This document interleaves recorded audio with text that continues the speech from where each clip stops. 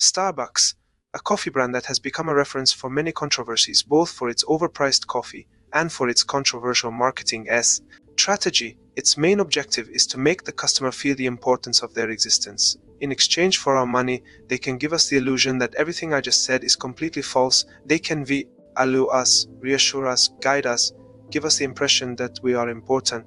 Listen and love for these brands, a single interest in converting our suffering into profit. And one of the greatest masters in the art of brand hypocrisy is undoubtedly Starbucks. Today I explain to you why buying an overpriced coffee gives meaning to your existence. Our story begins in the 1970s in Seattle in the United States. Zev Siegel, a history professor, Jerry Baldwin, an English professor, and Gordon Boker, a writer, are all big coffee. They are disappointed to find only disgusting coffee in gigantic American supermarkets. Gordon Boker is the worst because he regularly travels between Seattle and Vancouver in Canada, a 3-hour drive just to find decent coffee. Yes, he really likes coffee. His friends start to give him orders every time he goes in mood. And that's when an idea appeared in the heads of our 3 friends. Open a premium coffee shop in Seattle. There is clearly a demand but no supply. But then obviously they don't want to do that just anyhow. So they go to California to seek advice from Alfred Pitt. Alfred Pitt is still known today as the guy who changed the way coffee was consumed in the United States, and at that time he had a business much like their project called Pitt's Coffee Amp Tea. After completing their training at the Coffee Temple, they mastered the power of making black and bitter hot water, and in coffee machines and other accessories, all premium quality for the wealthy people of Seattle. They call it Starbucks, like one of the characters in the novel Moby Dick. Well, after Gordon, he was a writer. But the most important thing, as you have understood, is that Starbucks originally only sold the means to make quality coffee at home yourself.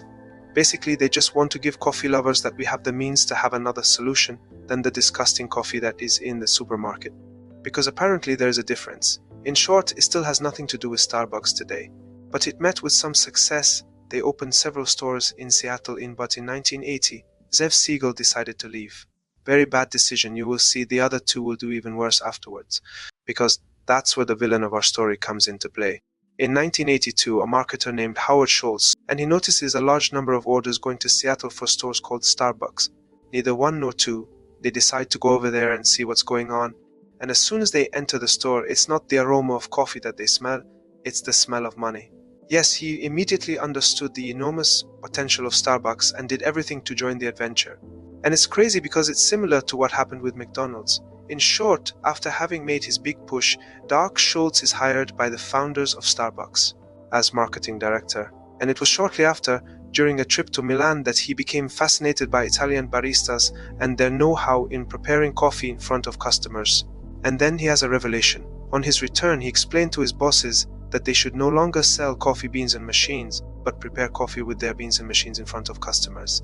Yes, well, that's it, but that's exactly it. By offering to consume them on site in a relaxing and classy place. Basically, he wants to transform the store into a kind of restaurant specializing in premium coffee. So, yes, it seems stupid, but at that time, in the United States, it didn't really exist. It's really Starbucks that invented this concept. So the 2 founders, they're not very keen on it because it has nothing to do with what they originally wanted to do. They don't really believe in it. And what's more, they don't want to conquer the world. They're happy with their little shops. And this is where it gets messy. The thing is, Game of Thrones, I'm going to try to do that. In 1984, Jerry and Gordon purchased Peace Coffee Amp Tea. Yes, the chain store of the guy who taught them how to make Starbucks. In 1986, Dark Schultz left Starbucks to try to create his own coffee business with the idea he had proposed to others. Later, Gordon, one of the 2 remaining founders, also left Starbucks. And Jerry wants to take care of Peace Coffee and Amp Tea that he owns, now I remind you. But you do it on purpose. And so, well, he simply wants to resell Starbucks. And there, Dark Schultz, obviously, he says to himself, haha, I'll be able to buy Starbucks and do what I wanted to do all along. Because his business isn't really taking off. And so, to buy Starbucks, Dark Schultz still needs to take $3.8 million out of his pocket. And, well, he doesn't have it. Suddenly, there is William Henry Gates II, the father of Bill Gates, who will give him the money. This to put his plan of world domination into action. And boom, a few decades later, here we are. As I speak to you, the Starbucks is the leading coffee chain in the world, with around 30,000 establishments in nearly 80 countries, half of which are in the United States, and profits several billion each year. And here we enter the interesting part of the video. How and why did Starbucks achieve such success? This is the question we ask ourselves. Yes, well, because Dark Schultz understood what we humans all wanted more of in the world. To feel that we exist. But no one gives a damn about your video, Romain. This has happened to you at least once in your life, and it's normal. It's what we call an existential crisis. And then you wonder why and what the hell is going on in Starbucks. Well, because Starbucks' strategy is to be an anti-existential crisis brand. With Starbucks, you exist. And the recipe for all that is a little coffee and lots of hypocrisy. So obviously, it doesn't work on everyone. In general, Starbucks, you either love it or you hate it. But before we explain to you who Starbucks' target audience is and why it works so well for them, let's just walk you through the typical Starbucks customer journey step by step so you can visualize it a little. For each step, I will state what Starbucks does so nice for its customers, and then explain the method of manipulation behind it to generate profit. To support all of this, I'll be including excerpts in a live stream in which I invited 3 former Starbucks employees who explained a little behind the scenes, as well as written testimonials from subscribers who are Starbucks consumers. Be careful, the cynicometer may explode. But before that, and subscribe to this channel. If this is not the case, don't hesitate. I do lots of analyses like that. I'm talking about brands. Don't hesitate to ring the bell too. It's better. It's even better. So let's imagine we have a Starbucks customer. Well, from the beginning with Starbucks, we existed because as soon as we walked through the door, an employee greeted us. Even if in reality Starbucks just wants to harpoon us to prevent us from going out. With Starbucks, we exist because we are initiated into the Starbucks language and we know what we are doing when we proudly order a caramel macchiato grande D, even if in reality, it is a bogus pseudo-Italian vocabulary to give us the pressure to be a coffee expert. With Starbucks, we exist because we are asked what flavor we want in our coffee, which makes it unique, personalized, just for us, with a little hazelnut syrup, for example. Even if in reality it's just a way of inflating the overall price by adding an extra charge without informing us that there is a charge. For example, like the average size, customers don't necessarily know they said a normal size. When it was normal size, we put the intermediate size which cost much more than the normal size as they thought. You want a bigger drink, like you want caramel and everything. But they followed you on that side and it was a bit bastard to overpay them for the drinks. I had a colleague who each time said, yes, when you take a certain drink, you want this syrup extra, it's 40 cents more. For me, that was the objective. It was to try to beat the record where someone had managed to make a drink for $10, more and more and more. You had to try to make something more expensive than the others sold, so there was competition between each employee. Exactly. But hey, so much the better, because with Starbucks, we exist because we pay more for our coffee, because we can afford it, because we are above the others. Even if in reality the price causes a cognitive bias, which means that we will associate high prices with quality coffee. Basically, it gives you the feeling of being able to treat yourself to a luxury coffee. We exist because the person who serves us is going to be nice to us, likes us, that's cool. But in reality, they are trained in several techniques to quickly create a connection, to build customer loyalty, and then close the sale to move on to the next customers. But then obviously the best known, we exist because we are asked for our first name to write it down on the famous cup.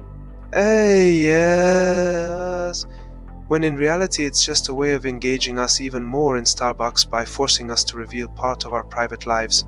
And no, I know you're all preparing a comment on this. No, Starbucks employees don't write your first name wrong on purpose, so that you can then take a photo of it and post it on social media and it will create a buzz. No! In fact, if it was poorly written and the person didn't recognize themselves, that's not good. And on the contrary, you must write the customer's first name correctly, otherwise it is too insulting. I wrote it wrong and got my fingers slapped badly. Her name was Veronique as a result. And I created a VRO and Nick space as a result, but without doing so on purpose. And that was my 2 months of expression. So the guy, she was going to blow up at the manager, she was a bitch. And with Starbucks, we exist because it's not a common student who prepares our drink for us, but a certified barista at our disposal. But in reality, it's not more complex or more advanced training than being an employee at McDonald's, for example. They are not coffee experts, they are really students who generally cannot keep up because working at Starbucks is extremely time-consuming. I wanted to take this as a student job, and in fact it takes a lot to get involved.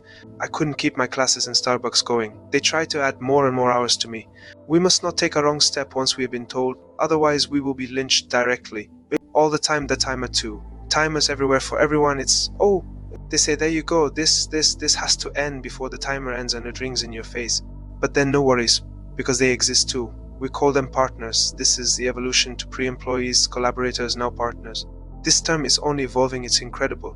We congratulate them with little cards to tell them that they have worked well, when they don't have the right to a day or a black apron.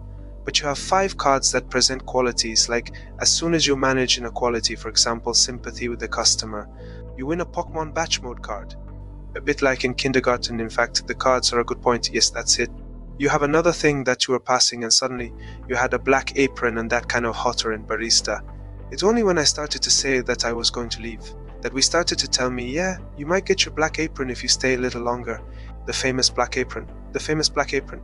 With Starbucks, we exist because we receive a drink which is a small reward that we have well deserved. But in reality, it is our reward system which is activated because we are assimilating a lot of sweet and fat. Except that there, we don't feel guilty because the somewhat luxury atmosphere means that we avoid the association with junk food. It's not a deviation, it's a reward. It's a bit of a high-end pleasure. And even if I pay attention to my diet, it's only there that I'll allow myself so much sugar. I have the impression that they have a healthy image and good product. I don't think that's the case when I think about it. You still had sugar syrup. Well, I never understood. I didn't put any afterward. It's not something that changes the taste. It was actually sugar syrup. It was just sugar for nothing. That's why it's anonymous, because if they knew I wasn't giving a damn, you deliberately took away a little sugar for people. With Starbucks, we exist because we can settle into this famous third place, which is located between our home and our work in a classy, warm and relaxed setting, on comfortable sofas, a haven of peace in our race towards success, in which we are allowed to stay as much as we want, even if in reality, if we are a young dynamic entrepreneur working on our Mac, we are the type of ideal customer that Starbucks wants to display in Instacore, you see. And what's more, there is room because the majority of people take takeaway. Because yes, we even exist outside of Starbucks. Because we can display our cup as a trophy, proving our social status. Yes, we have the luxury of going to Starbucks, but as a result, we become a bit of micro-influencers for brand communication by becoming examples for others on the street. And so if we come back to Starbucks, then we exist even more because we will be remembered and what we order. For my part, I really like coffee without sugar, milk or anything. I remember getting looks of surprise, even incomprehension when I asked for a black coffee.